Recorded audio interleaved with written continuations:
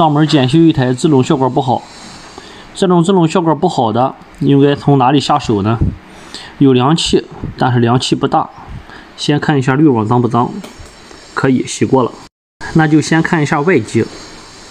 走到外边，第一眼就看到了是粗管结霜了。这种情况是什么情况呢？待会儿咱说一下粗管为啥会结霜。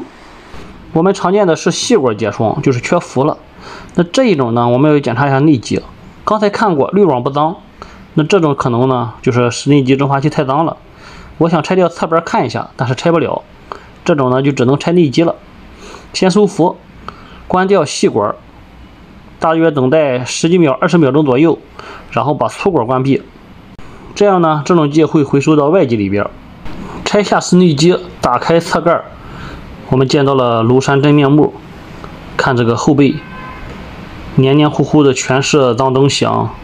这样呢，它这个冷气散发不及时。这种然后已经把内机拆下来的，就把这个蒸发器直接拆下来洗就行了。正反面反复冲刷，直到冲洗干净。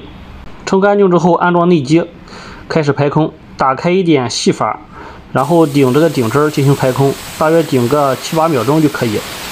R22的制冷机可以这样来排空，410A 的和32的制冷机严禁这样排空啊。最后打开粗管和细管的接着阀，两个接着阀一定要全部打开。开机试机，现在这么远的距离都能感受到风，制冷效果非常好。那细管结霜和粗管结霜有什么区别呢？我们先来看一下制冷系统的工作原理。压缩机压缩出来的高温高压的气体，经过冷凝器进行降温，在这个地方呢变成了液体，再经过毛细管节流降压，走到室内机的蒸发器，在这里呢由液体变为气体，迅速吸热，所以蒸发器非常凉，吹出来的就是冷风。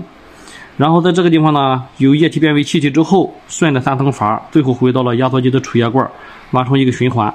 那缺氟，为什么细管会结霜呢？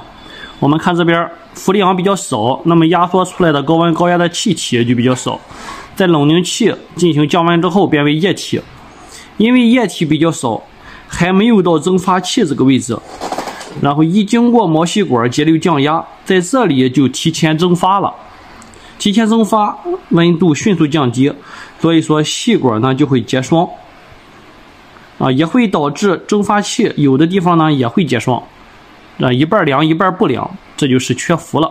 那粗管结霜呢，一般有2种情况，一种情况是管路折扁，特别是粗管折扁。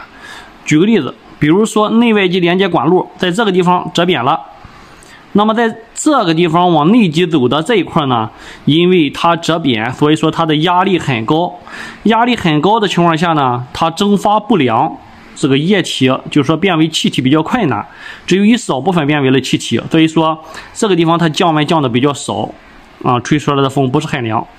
经过这个地方，相当于它又进行了一个2次节流，在这折扁了2次节流。经过它之后呢，到了这边它又迅速由液体变为气体，进行了蒸发。所以说从这个地方开始呢，它温度又特别低，所以从哪里折扁的哪里就会有结霜的现象，这是折扁。另外一种情况呢，就是蒸发器太脏。这种情况你会发现，整条管路一直到压缩机的储液罐，它都是一个结冰结霜的状态为什么呢？因为在这个地方呢太脏了，它的冷气散发不出去，就会导致温度越来越低就导致整个粗管到储液罐全部都结霜结冰粗管结霜和细管结霜就是这个原因咱想学习空调，要多掌握理论知识，结合实践才能更好的学会空调维修在这本书呢从头到尾讲的非常清楚，想学习修空调的可以去看看